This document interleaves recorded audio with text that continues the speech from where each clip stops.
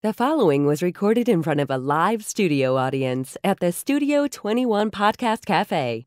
This is the United Podcast Network. Welcome to the Sicilian Corner, winner of the Italian Heritage Media Award, with your hosts, Tom Zappala and Mike Lamazzo. All right, Chrissy, baby, my Aussie beauty.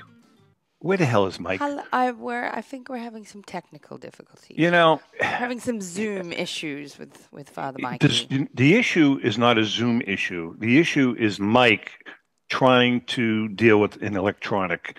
We'll call it user error. Oh, my God, he's unbelievable. Anyway. But look at the handsome replacement we have right now. Yeah, if Mike can join us, fine. Oh, Mike is trying to... we're working remotely today because today is Tuesday and there's a storm. I'm in Florida. My big brother, Al Zapp, is with us in Sicily. Albert, how are you? Excellent, Tom. There's no snow here, though. I know, and there's none here down in beautiful Florida. Yesterday, you know what the temperature was here? 94. That's not healthy. No, it was not. Well, we stayed under a palm tree, Ellen and I, all afternoon. We smoked a cigar and sat under a palm tree. I really feel for you both. Meanwhile, I said I really feel for you both. Meanwhile, I trudged through the snow to get here to put this on for all of us. So thank you so much, and you are such a saint. but you're getting paid the big bucks. I was gonna say, come Christmas time, that bonus better be fat. Hey, listen, first of all, Chrissy, a belated happy birthday. I'm not going to say happy 40th because that's really not. Yeah, nobody wants to know I'm 40. Right. But happy birthday. Thank you. I'm glad you had a safe trip back from Australia. I did. We all missed you. What else? And there's a rumor circulating that you're stepping it up a level with your musical career. Mm-hmm. Did I hear something about you've been offered to be in a musical? I have been cast in a musical. Can you tell us a little bit about it? Yeah, I sure can. So it's a local theater here in it's called Acting Out Theater. It's based out of Lawrence, Mass. I've a bunch of my friends do a lot of plays and stuff there. I've gone and supported them, and so I've met some of the people in that industry, if you will, over the last year. And yeah, I landed in San Francisco and was about to get on a plane for Boston, and my phone rang, and they said, we've seen what you do with the Jingle Bellas and and that sort of stuff, and we love your voice, and we're wondering whether you would like to audition for a play that we're putting on in June called Southern Comfort. So, and where's it going to be? So it's at Acting Out Theater, which is in Lawrence, Massachusetts. Excellent. Excellent. Yeah. So it's at Gary Seidel's building. I tell you, that's a nice stepping stone because I know that organization. So that's a hell of a stepping stone for you, Chrissy. Yeah. And it's a great little play. It's a nice. I don't know. I feel like it's. I don't know the right word for it. It's what it is. It's about a group of trans individuals and the struggles in finding good.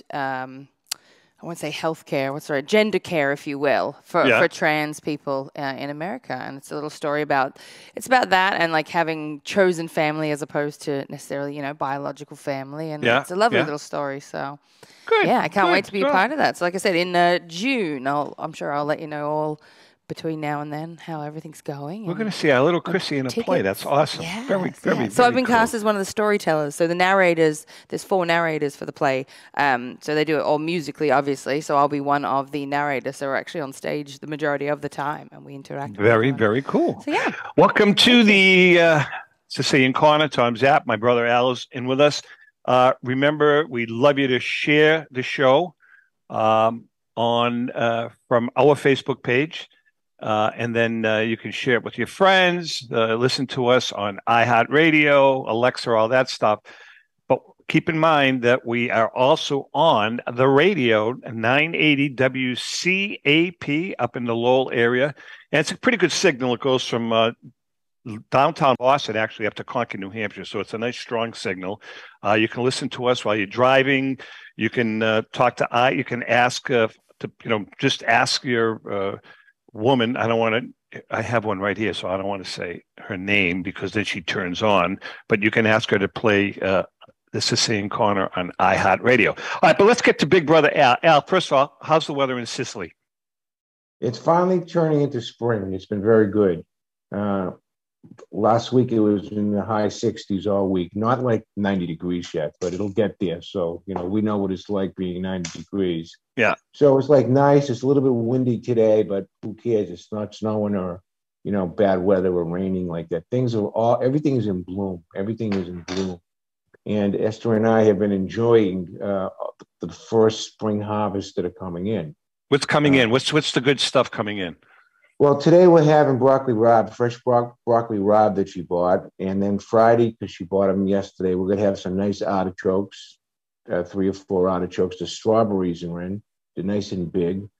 We're waiting for, all cauliflower is in and broccoli is in. So all that grouping is in. Now we're waiting for the first wave of fruit, whether it's the cherries or the plums or the peaches and the melon. So it's basically, it comes in waves, Yeah. So. You know what the key is to good broccoli, Rob? You can't undercook it. If you undercook it, it's just a nuisance to eat. It gets too stringy. You have to really make sure that it's done correctly. Am I right or wrong? Tommy, what we do is we put it in water. Yeah. And cook it for about 10 or 15 minutes. In boiling water, right? Boiling water. And then we take it out, and then we put it in another pan with the garlic, salt, the pepper, and, we pan fry it a little bit. You saute it with some olive oil. Saute it, yeah. Very smart. And Esther always pours me a cup full of the broth. The broth is healthy. Healthy, yeah. And the other thing I do I cook my pasta with broccoli the same way, by the way. Yeah. And I'll take the broccoli out, but I'll cook my pasta in with the broccoli pasta water, if you know what I'm saying. Okay. Yeah. And I do the same thing with the cauliflower. So that's pretty much how they do it around here. Of course, they put EVOO in there. I like to put a dash of red pepper flakes in there too. Yeah. Yeah. It's funny you mention that, but we're working on a piece right now that you'll have by the time this coming Sunday it'll be out. Esther's working on it. It's going to be our favorite recipes that we make here. Okay. And she's got some nice hot video that we're going to be talking about. We just finished filming it yesterday, so Esther, while I'm talking to you today, is editing it. And hey, by the way, Mikey, excuse me, Mikey is going to be joining us, but I don't think we can bring him in till after the first segment. Is that correct, my producer girl? Yes, we're just going to wait till after the first break. We've only got about another 10 minutes, and then Mikey's in the green room. Grace us with his presence. I can see him in the green room with his turtleneck and his light blue sweater. He looks like a freaking something out of the night. What was the name of that movie with Pat Boone? A Summer Place. He looks like someone out of a Pat Boone movie, but that's okay. This is cruel. I said to him, "You can't talk yet because we have to wait till commercial break." But now you're ragging on him. I should let him talk. He can't say a word. Defend himself. Hey, Albie, a question. We just sprung forward with our clocks. You guys haven't done that yet, right? There's only a 5-hour difference now. Yeah, we'll be here for another 2 weeks. So usually it's a 6-hour difference, and right now it's a 5-hour difference. It's kind of funky, but that's how they do it in Europe. What's the purpose of that? I mean, why don't you just get on the same page as the rest of us? Why don't they just leave it alone and just have one time? I totally agree, brother. Before you continue, I want to express my pass on a message to Rico for me. I heard that his friend Joe Pepitone passed away. Yeah, we did. I called Rico yesterday. He was unaware of that. Yeah, Chrissy, you've heard us. So you told him? I called, Delicate? Rico. I said it to him nicely. Chrissy, you've heard us talk on the Great American Collectible Show about Joe Pepitone. I don't know if we've talked when Rico pulled his toupee off in that brawl. Yes. Well, yeah, Joe passed away yesterday. Oh. And Rico didn't know about it. Rico, I called him up. I says, "Hey, this is just you lost your buddy." He said, "You got to be kidding me!" Oh. But he was 82 years old, and I guess he had been sick for a while. So too bad. He was a great first baseman. Yeah, he was good. Good ball player. Very good ball player. Funny guy. But anyway, I'll pass that on to I appreciate that. To Rico. Yep. Hey, Al, let's talk about we're in the Easter season now, correct? Easter, yep. When is Palm Sunday? Don't start yelling at me. When's Palm Sunday? You're a freaking joke. You know that? It's coming up. I get confused. I get confused. Well, it comes before Easter. Tom. It's the week before Easter. The week before Easter. See, right? I knew that. I knew that. Yeah. But anyway, you know what happens down here? Down here, you get lost. You get lost in the shuffle down here. That's what happens. Are there any Catholics in your neck of the woods? Let me think about that. Yeah, there are. Yeah. Actually, there's a Catholic church down here. Ellen and I, we got into a go to church kind of a kick about 4 or 5 years ago. And we did it for that last for like a week. It lasted for about 6 weeks. It did? Yeah. And it's called St. Paul's Catholic Church. Now, this church is right over the bridge in Singer Island.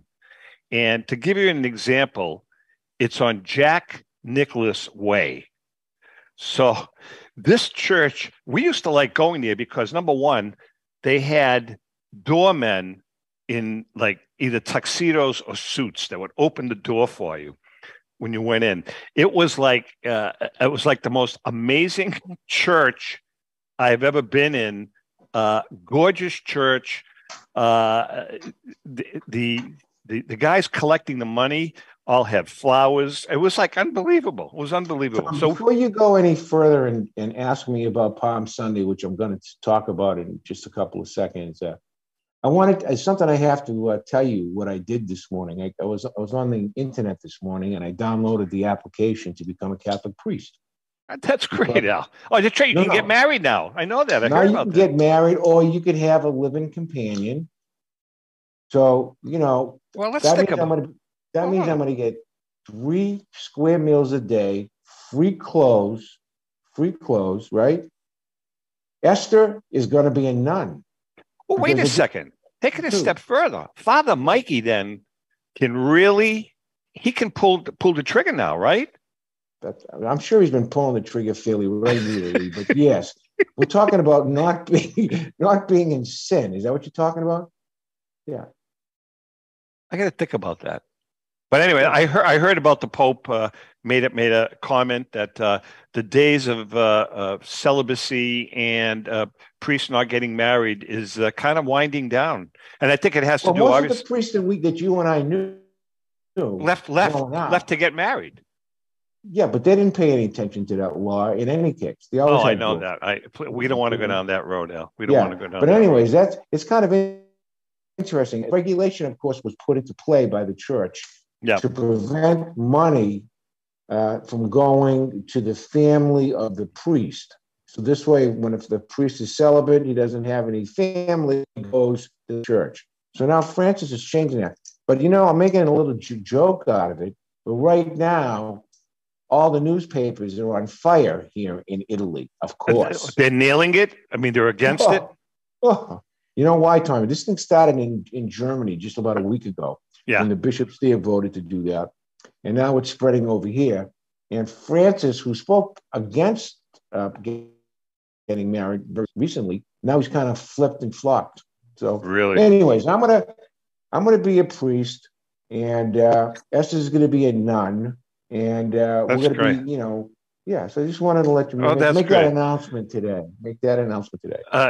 Something. Listen, we got about a couple of minutes left. Let's talk about Palm Sunday. We're going to have to probably continue the conversation after Mikey Boy joins us. If Mikey knows how to freaking join us, I think he does now. Al, Palm Sunday, what do you remember about Palm Sunday as us growing up on Havel Street in Little Italy in Lawrence? One name comes. Who was it? One name comes. Alfio, my grandfather. No, really. What about? He used to make the crucifixes out of the palms. Right, but who taught him? Who was the go-to guy that taught him? Joe Modolo's great-grandfather, Mr. Capello. He used to make those. Remember those really ornate one, triple tied, and I mean, he was an artist with that stuff. You don't remember that? Yes, I do. Of course, I remember his wife, my grandfather's father, sister Connie. Yeah. The one thing I remember of him was the fact that he would give you and I for Easter a silver dollar. A silver dollar. A silver dollar. And we would kiss his hands and say "Se benediga" to him. Yep, and, absolutely. God rest his soul. God rest his soul. And also on Connie's. Yeah. But that's one of the things I think about is I think about the olden people then for Easter celebration, because we always hung around with the family at Easter time, except for you. You used to go to the cemetery with Shirley Smeester. We used to, that's not true. I never did that on Easter. But we used to, cemetery. It was different. And when Mikey comes on, I want Mike to talk about it too, how the whole Easter season when we were kids is so dynamically different from today, from dressing up to the food that we ate, to the church going, to the laws of the Catholic Church. It's How about the candy? Let's talk about all candy. Of that. All right, so what we're going solid chocolate, as opposed to the hollow cheap crap. Right. All right, we're going to take a quick break. We come back. I think Mikey is in the house. We don't know because he's not. He's a little fuzzy. He's a little fuzzy. That's the word. Al's going to be with us for the whole show. Hang in there. We'll be right back. Ciao, this is Esther of You, Me, and Sicily. I want to talk to you about Tommy Amin and the great staff at Butcher Boy Market. Families, foodies, and home chefs come together at Butcher Boy to talk good food and create traditions. They offer the best in quality cuts of beef, pork, lamb, poultry, and restaurant-style steaks and chops. Produce? All of their produce is hand-selected to complement any meal or even to make it your main course. Their deli serves fresh roast beef, turkey, and beautiful imported Italian cold cuts, cheeses, and antipasto. And don't forget the Butcher Boy Bakery, featuring sweet delectables from all over the state, as well as their very own bakery. That's Butcher Boy, where the secret to a great steak is, of course, the steak. Located at 1077 Osgood Street in North Andover, Massachusetts, in the Butcher Boy Plaza. Ciao. Today, Lawrence General Hospital has affiliations with leading Boston academic medical centers. Top specialists from Beth Israel Deaconess Medical Center and Floating Hospital for Children at Tufts Medical Center work with our local doctors to bring world-class care close to home. Today, amazing partnerships are happening at Lawrence General Hospital. To learn more, visit lawrencegeneral.org/today. Italian artisan cuisine combines simple, fresh ingredients with time-honored preparation to create an incredible culinary experience. At Tuscan Kitchen, located in Salem's historic Depot District, talented chefs prepare everything in-house from scratch for all to see. Guests enjoy their meal literally in our kitchen as food is prepared right in front of you. Wood ovens burn from morning till night, roasting vegetables, baking bread, and firing delightful thin-crust pizzas. Prime steaks are seared on a wood grill. A rotisserie slowly roasts marinated whole chickens and lamb, while a pasta maker creates fresh fettuccine. More than just artisan cuisine, Tuscan Kitchen features the wine bar, live entertainment, weekly wine tastings, and elegant private dining and event space. Call 603-952-4875 or visit TuscanKitchen.com to make a reservation and learn more about the culinary adventure that awaits. In Italy, cooking is an art form. Tuscan Kitchen. Experience artisan Italian. Essex Orthopedics and Optima Sports Medicine is pleased to announce the opening of their American College of Radiology accredited MRI unit at their location at 16 Pelham Road in Salem, New Hampshire. So now, in addition to receiving the best orthopedic care in the Merrimack Valley, as well as physical and occupational therapy at Optima Sports Therapy and Rehab, you can also have your MRI, all in one convenient location. The doctors and staff of Essex Orthopedics and Optima Sports Medicine have been dedicated to providing outstanding medical care to the Merrimack Valley in southern New Hampshire since 1984. Located on Route 97, just off Exit 2 from Route 93 North, on the second floor of the Workout Club of Salem. You deserve the best care, and that's exactly what you'll get from the board-certified surgeons at Essex Orthopedics and Optima Sports Medicine. Please call 603-898-2244 to schedule an appointment. A loyal sponsor for the Sicilian Corner is Hilton Oil Company. Hilton Oil has been located right across from the South Lawrence Common since 1932 at 101 South Union Street. Hilton Oil Company specializes in 24-hour burner service, oil deliveries, including automatic deliveries, serving all the Merrimack Valley area, plus portions of southern New Hampshire. If you want your car fixed right the first time, bring it to Hilton's state-of-the-art service station. Remember, Hilton's is also a Mass State inspection station. Hilton Oil Company, 101 South Union Street in Lawrence. Call 978-687-9793.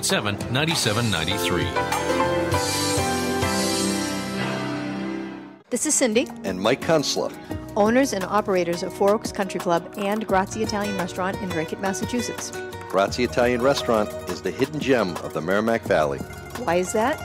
In addition to the spectacular views overlooking the golf course, we have an incredible new chef, Oscar Figueroa. We still have all the favorites, but Oscar has created a lot of excitement with his new specials. Scallops, seared to perfection. House-made ravioli with farm-fresh local corn. And buttery, tender, lazy man's lobster, just to name a few. You have to come experience Grazie Italian Restaurant for yourself. Grazie Italian Restaurant, located at Four Oaks Country Club, 80 Meadow Creek Drive in Drake, Massachusetts. Hope to see you soon. Okay, we are back. Myself, Big Al, my brother from Sicily, and Pat Boone. Pat, how are you today? Things are going pretty good, pretty good. I mean, the stock market is up. It's snowing. You know, life is good. You look a little puffy. Did you miss me? Did you miss me? You look puffy. I look puffy? Yeah. Al, does he look puffy? He looks very handsome. I think he looks puffy. Distinguished. Mikey, Mike, you look distinguished. I mean, I don't know. Look at my brother. Mikey, I got to ask you, I mean, how long have we been doing this? It'll be 23 years this December. And how long have we been using Zoom and all that stuff? Oh, quite a while. Right. So I guess my question is, why? Why? What don't you get? You have to press a couple of buttons, Mike. You know something? One thing I've learned, especially this morning, that every action creates a reaction. So I got to stop pushing freaking buttons. No, you think? The last time you started pushing buttons, what happened? I blew my computer up. I had to get a new computer. And we got invaded by some guy from Vietnam. Right? Yeah, that's true. That's true. So anyway. No, things are good. Al, how are you, pal? Things are going good over here, Mike. And if I don't see you for Easter, have a wonderful Easter, huh? I appreciate that. Thank you very much. Speaking of Easter, Al, the favorite meal in Sicily for Easter, what is traditional meal? Something with sauce on it, not a ham. Like not lamb? Lamb, no, not a ham. No. See, let me explain to you about the lamb. That's a very good question about lamb, because I love the lamb here. However, the sheep right now are grazing, and they don't slaughter the sheep in Sicily until the fall. Oh, okay. So if you want lamb now, it comes imported from the north, from the commercial places. So people usually stay away from the lamb. It could be something, however, all the different pork, however, is a different story. Okay. And they have the stinco di malo, the shoulder of the, which is delicious. I know exactly what you're saying. Yeah. Well, Al, so go ahead. So for a typical Easter dinner, then there's very little meat or no meat. Well, except on Good Friday, you don't have. No, but I'm saying for an Easter Sunday dinner. Well, no, of course depends on what each individual province and culture is for. It's different from Catania to Palermo to Messina to Ragusa to Caltanissetta. Everybody has their own cultures to them. You can't. That's one thing about Sicilians here, that Americans kind of like paint us all with the same brush here, but the dialects are so different, and so is the cuisine. It's completely different, East Coast to West Coast, North to South. So over here, like I said, it's a casual thing. Okay, you'll have pasta and you'll have pork, you'll have pizza. It depends on what the family wants to eat. It's not as rigid as it was, guys, when you and I grew up. So it's honey of a ham or something like that. So it's been relaxed there too. Mikey, growing up on the south side of Lawrence as a kid during the Easter, like Easter Sunday and stuff, I mean, was it typical? Did you belong to Holy Rosary? Yes, I did. So the dressing up, the finest clothes on Easter Sunday, all of that stuff.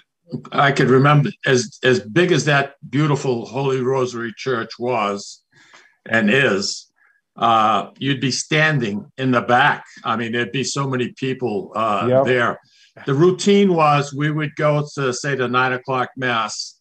And then from there, it would be over to my Nonna Messina that lived on Garden Street. Yeah. And from there, it would be over to my other Nonnas in North Andover, the Lamazzo side. And that was the routine. And, my mother would be cooking for like 2 days. So she'd have a lot of stuff ready. And, a lot of times we ate at my Aunt Cammie Russo's house. I mean, it was really specialty. It really was. You hit it right on the head when you said, getting dressed up. It was a sign of showing respect is what it was. I mean, I can remember my mother and father, my mother, Al, taking us to Max. Men and Boys store. To buy a special clothes for Easter Sunday, whether it be a suit jacket or dress pants or shoes. We did that every year. It was like clockwork. That was a tradition. Do you remember? We talked Ma into it. We each got camel hair jackets with no collar. No collar. Collarless camel hair jackets, right? Remember those, Mike? Yeah. We talked my mother into buying one for Easter. Right. And buckled shoes from Tom McCann's. Do you remember Tom McCann's? I do. Of course, they went out of business a million years ago.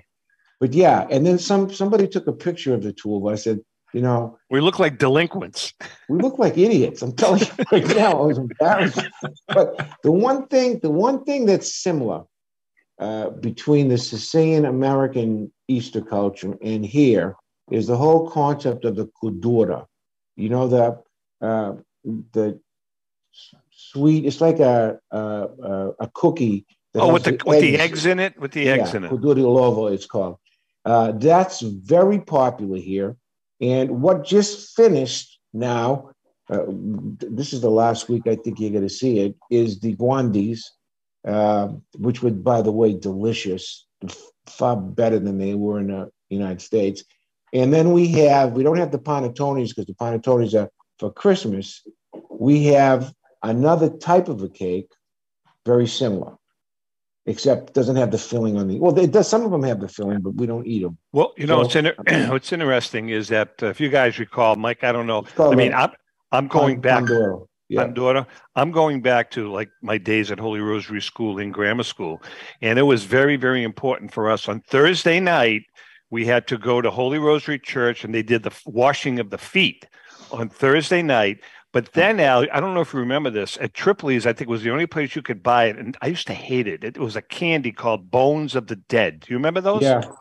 But right? They only have those in November.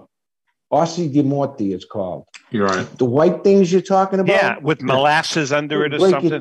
Break your teeth. Yeah, exactly. And I remember that. And then on Friday, of course, at Holy Rosary, on Friday, we had no school. And it was imperative. I don't know if they told us we had to, but it was imperative that between 12 and 3, we were quiet. Yeah. And we did everything humanly possible to be quiet as kids, because we had no school. So we'd be outside playing around and everything was, I remember this so vividly, everything in the neighborhood was quiet. You know what I mean? That in between 12 and 3. And then we used to have to go in and get dressed 2:30 and be at the church in full regalia, the whole school for 3 o'clock Mass. Hey, Tommy, talking about being quiet from 12 to 3.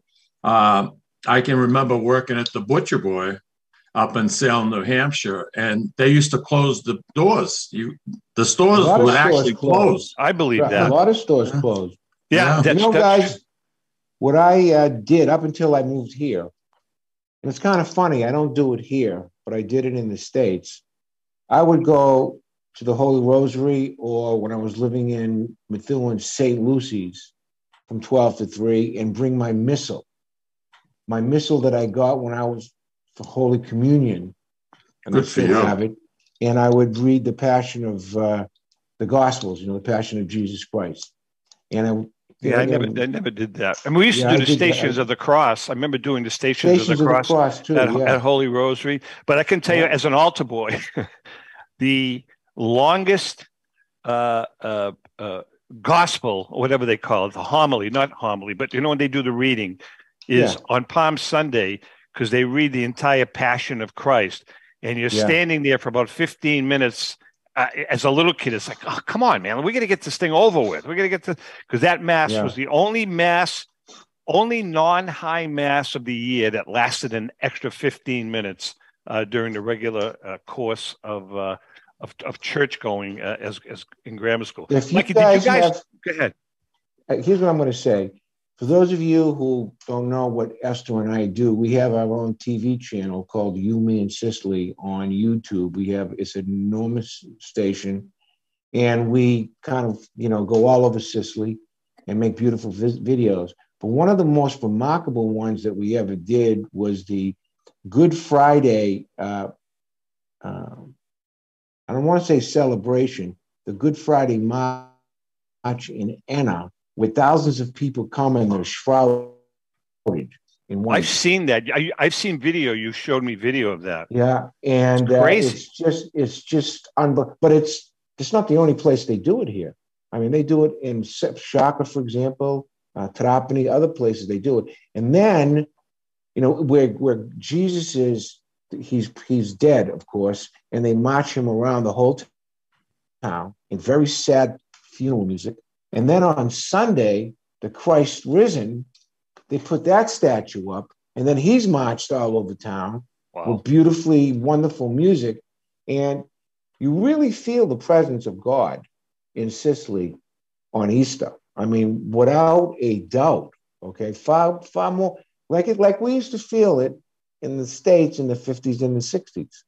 I mean, ever since they started to strum the guitars, Tommy, in the States, that was it for me, Yeah, I mean, it wasn't just that, Mike, and Mike, chime in here. It was that whole 1962, 63 Vatican, whatever it was called. Reform. Yeah, and the Latin Mass went out the window, and they brought in the folk Mass, which they actually reversed the altar facing the people instead of the priest with his back to it. But it's pretty interesting, though, amongst all of this, we still, growing up, our parents, and Mike, I'm sure your parents did, incorporated American Easter into our lives with Easter egg hunts, with the candy, with all of that, right?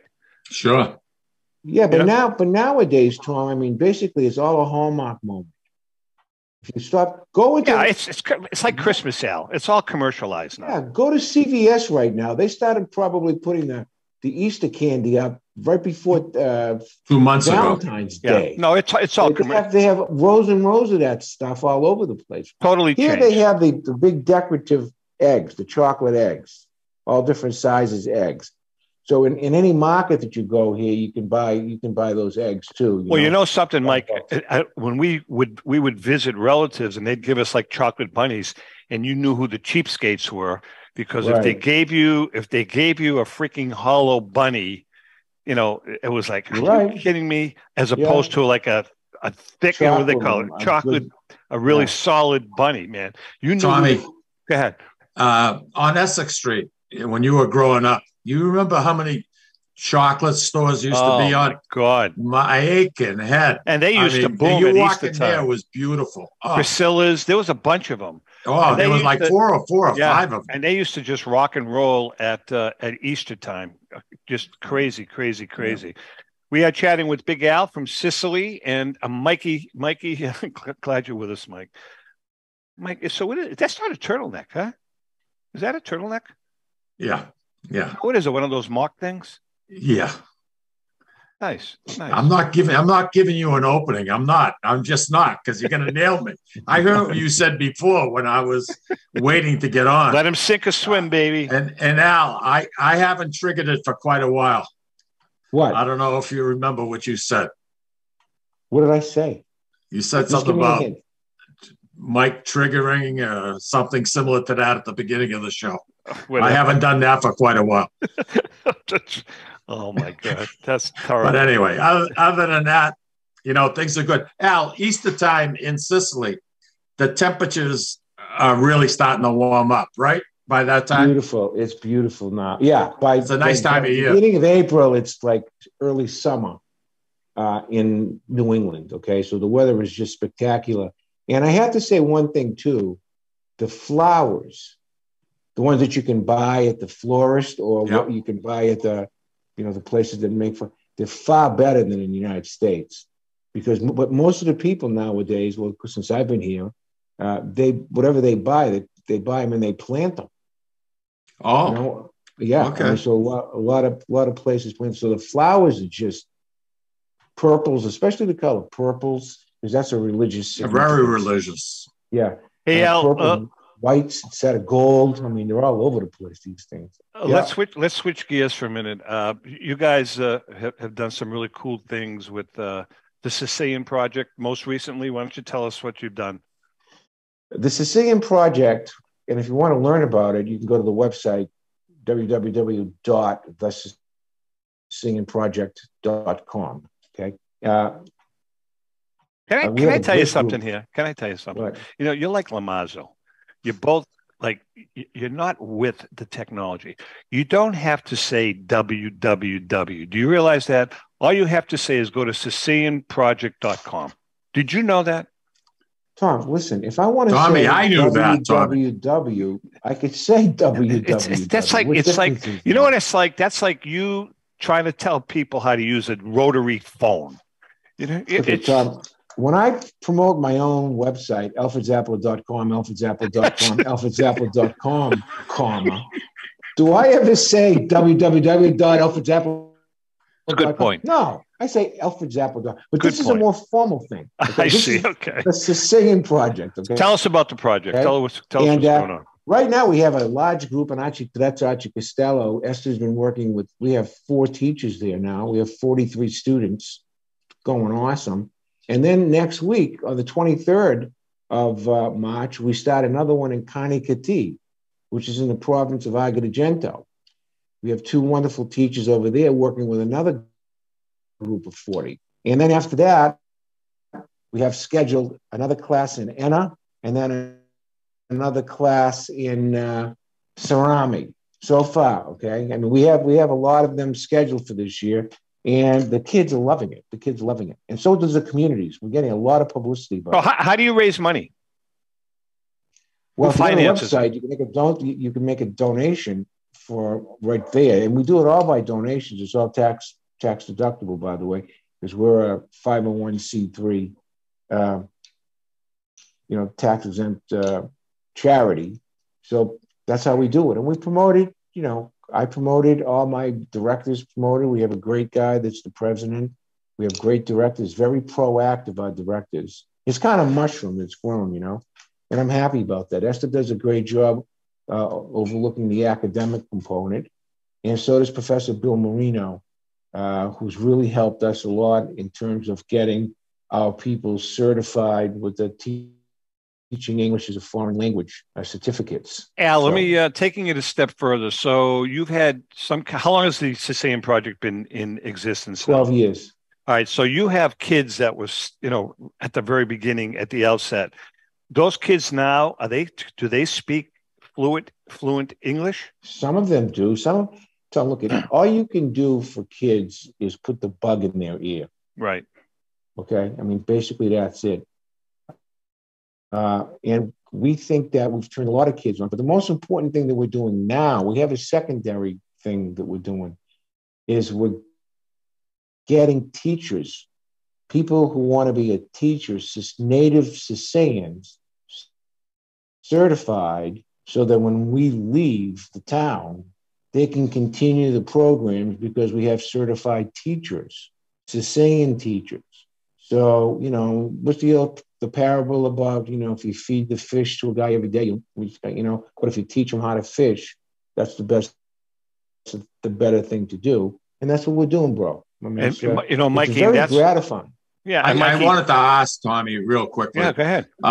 In high school in Italy, is English an elective or not? Yeah. It is. Okay. That's good. Some places the teaching of English is good, like in the large urban cities. But in the small communities, it's pathetic because it's basically, they're like 2 pages ahead of the students. So it was like my physics teacher used to be at Austin Prep. The guy didn't know how to teach physics. He was like 2 pages ahead. Okay. Right? And then when he was finished at 2 pages, we used to screw around in class. And the biggest thing is the pronunciation. They can't, it's a heavy Italian, accent, so to speak. So they don't really learn properly how to pronounce words. Now, Esther, we use a lot of things. We're very hands-on our teaching, especially with the little kids, because we start them at age 7 and 8 and going up. And then we have the older kids. But she does things and we learn English words, maybe about 35 or 40 a week with singing songs and stuff, different parts of the body. Way to do it. Good way to do it.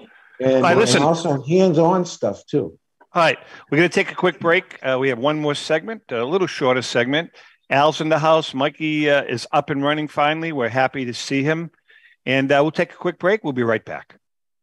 Ciao, this is Esther of You, Me, and Sicily. I want to talk to you about Tommy Amin and the great staff at Butcher Boy Market. Families, foodies, and home chefs come together at Butcher Boy to talk good food and create traditions. They offer the best in quality cuts of beef, pork, lamb, poultry, and restaurant-style steaks and chops. Produce? All of their produce is hand-selected to complement any meal or even to make it your main course.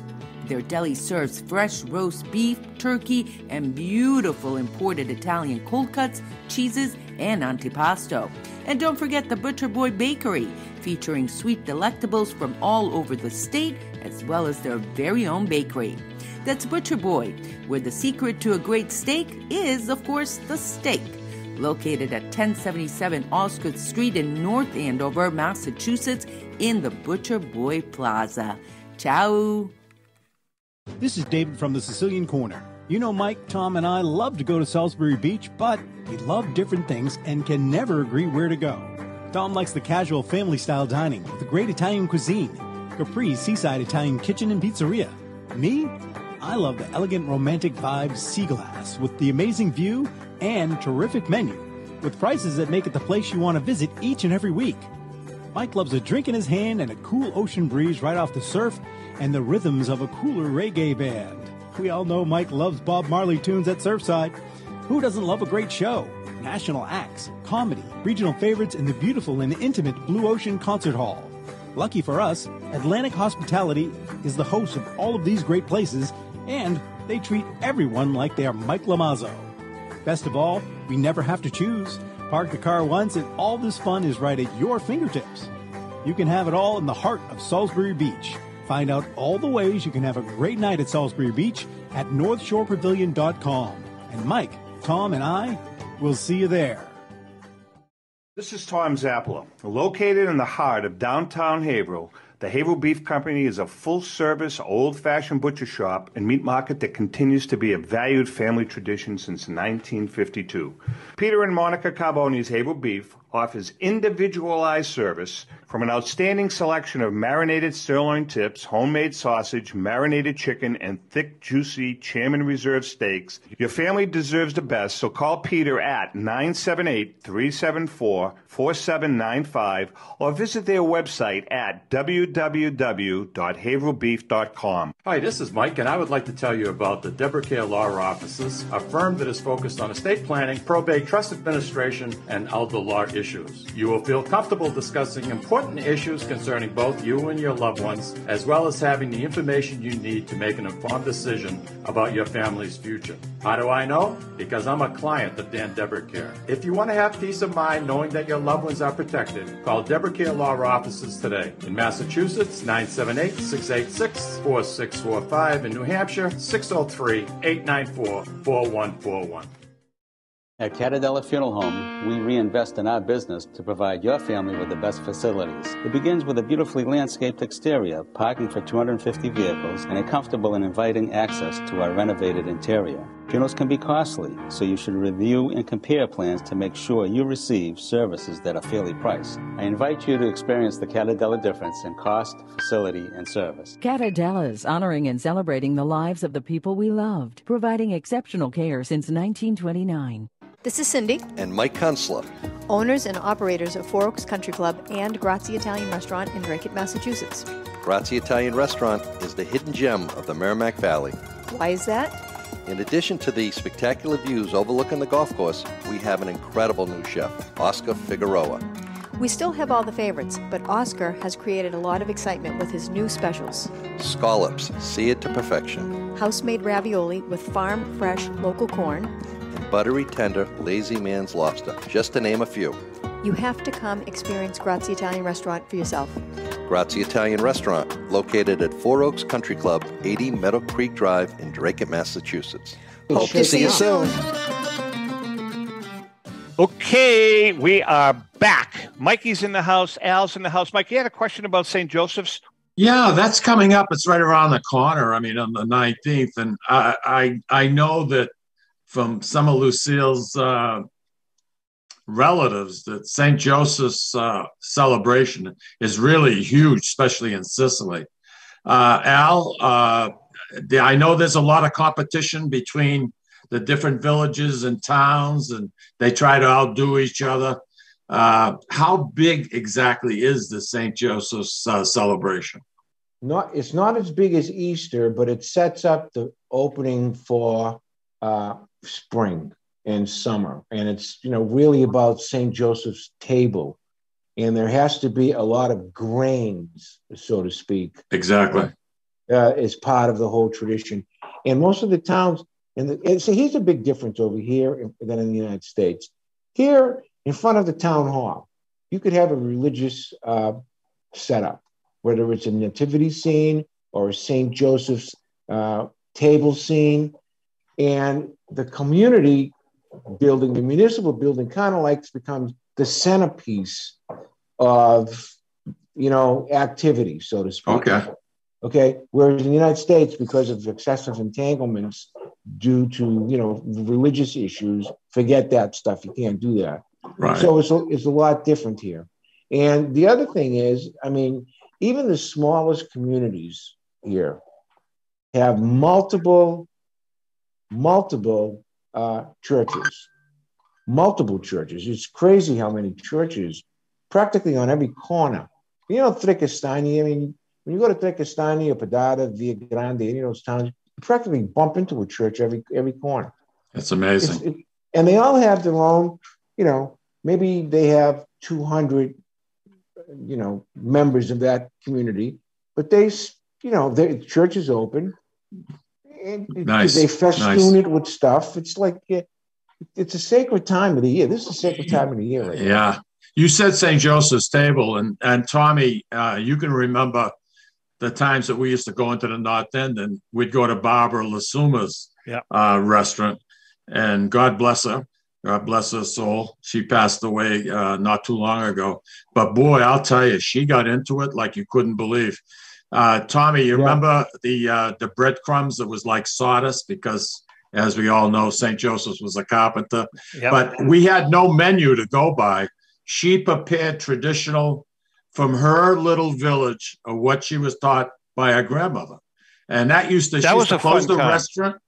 And we had a ball there, Tommy. Now this was, we used to go to this. This was at Lasuma in the North End. And the restaurant right on Fleet Street. Yeah, the restaurant would be closed.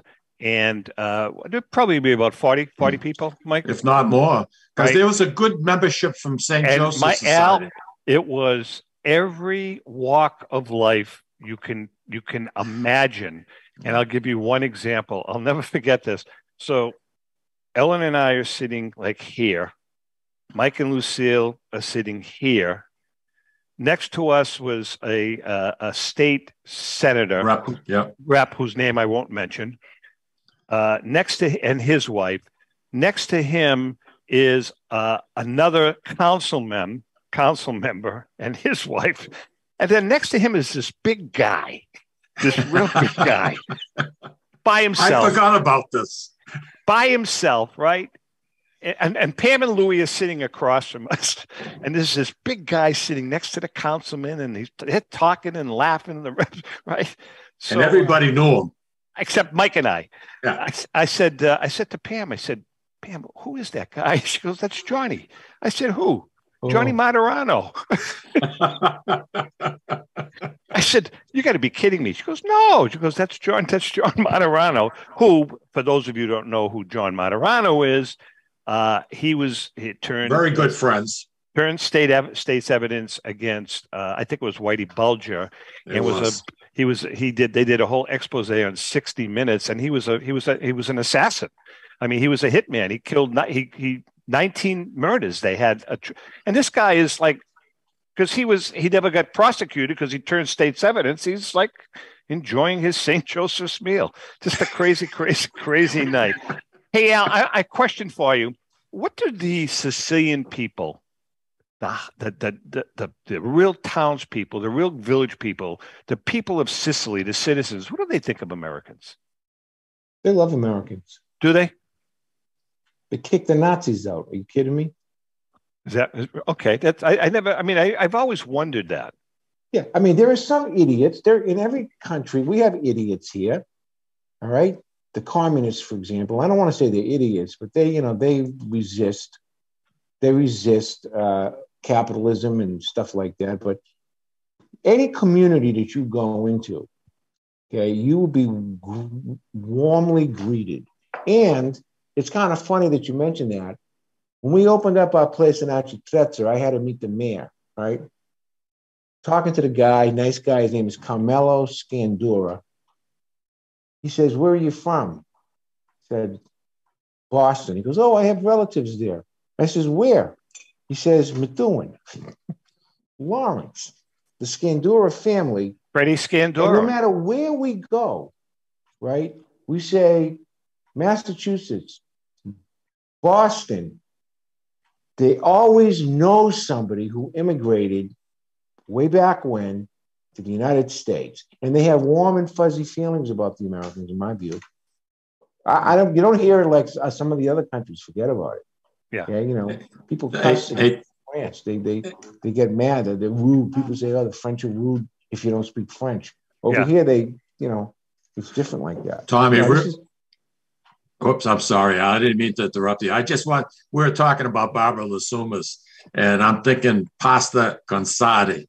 Man, that was, Tommy, you had 2 servings of that. It was fantastic. I loved that. Yeah. That's my favorite. Honestly, that's the national dish of I make it when Ellen is not around. She doesn't like it. So when we're home, if she's going out, meet a friend or something, that's what I make for myself.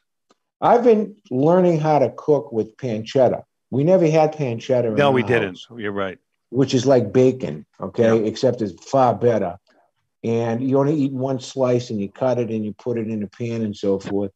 But man, I'll tell you what, that puts a booster on the flavoring of whatever pasta dish that you're going to use. Even if you put pancetta is just unbelievable. You have to get one piece, like for you, Mike, you put it in a pan, turn the fire on, and all the fat begins to render down.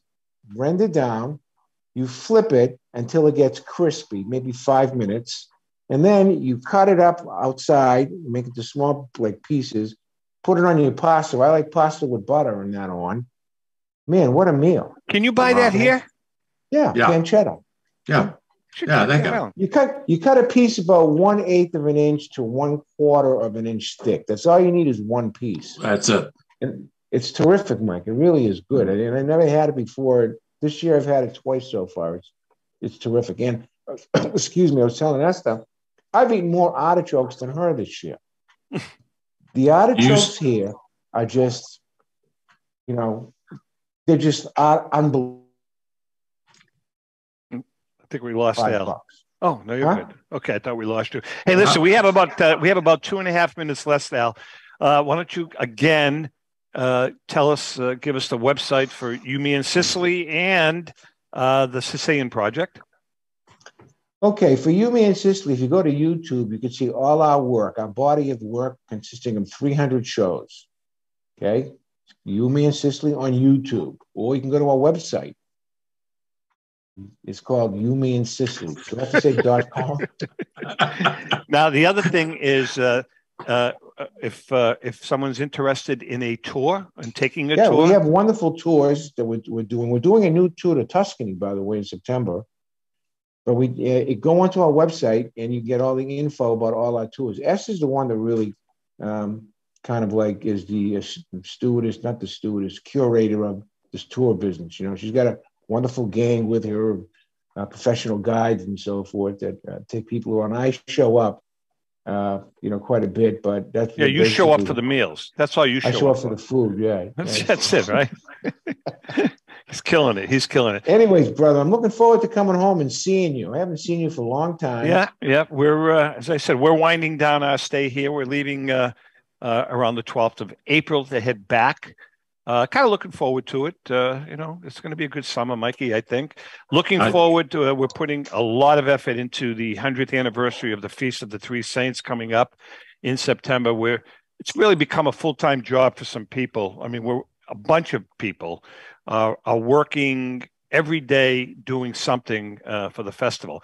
One thing, we haven't announced it yet, but the entertainment schedule, folks, for the feast is going to be off the charts. Literally, we're going to have entertainment just about every minute of the entire weekend on one of the two stages. And we've got some great entertainment that we're lining up. So, are you guys going to live stream this festivities? That's a good question, Al. I forgot to ask that question at the last meeting, but something. I'm going to bring that YouTube, up. You ought to live stream it on YouTube. That's a very good. That's a very good point, and I'm going to bring that up to our president, especially Tony since Palmisano. you're having everybody from Europe. Come there.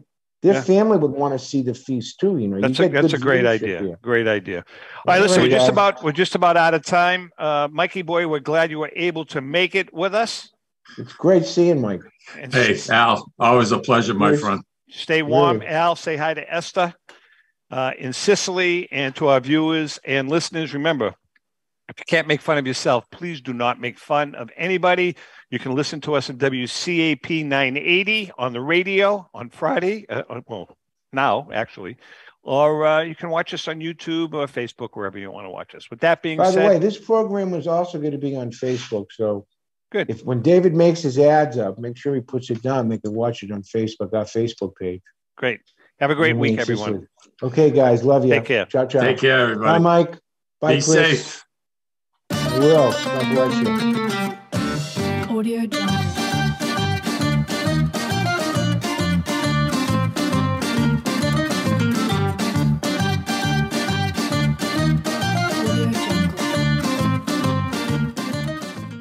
The views and opinions expressed by the hosts, guests, or callers of this program do not necessarily reflect the opinions of the Studio 21 Podcast Cafe, the United Podcast Network, its partners, or affiliates.